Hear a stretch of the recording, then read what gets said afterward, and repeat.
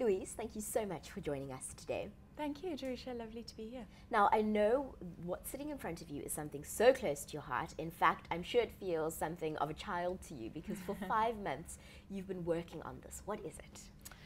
So what we've put together here is a publication by the Bertha Centre. It's a specialised unit at UCT's Graduate School of Business. What it is it's a publication showcasing the good news, for a change, in the South African education system. It's a variety of organisations working to address the challenges in the education system. We believe what they're doing is working.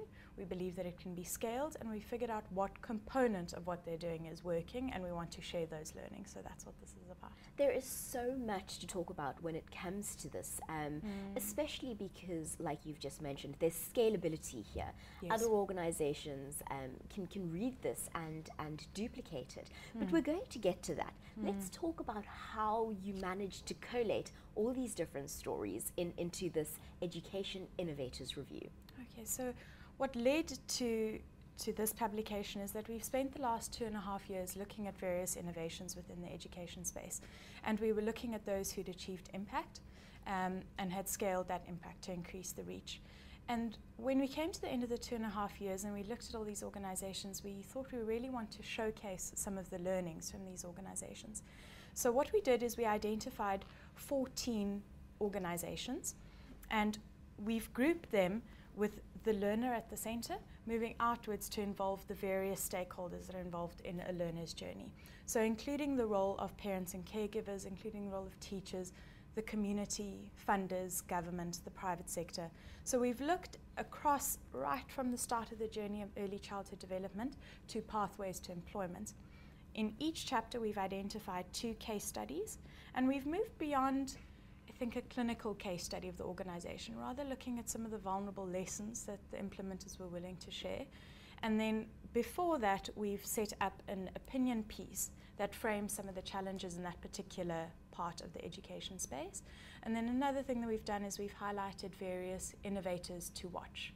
So these are extra organizations that we think are really showing promise and also doing something different. Is this countrywide? Are these organizations all around the country? Where are they based? Yes, these are organizations across South Africa.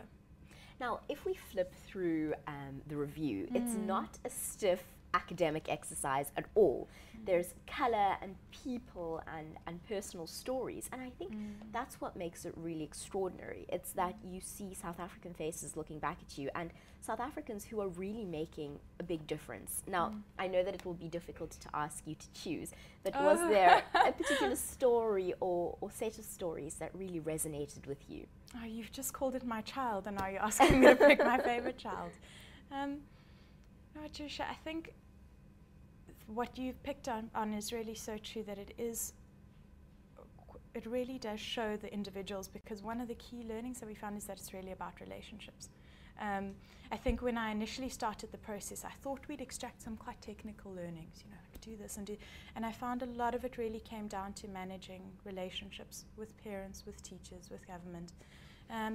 So I think if I can highlight 2 that were quite unexpected for me, I was fascinated by looking at the relationship between learners and their subjects, which I didn't anticipate, looking at something like the Maths Centre and how a large part of their work is dedicated to the way we speak about maths and creating a love of maths in young learners.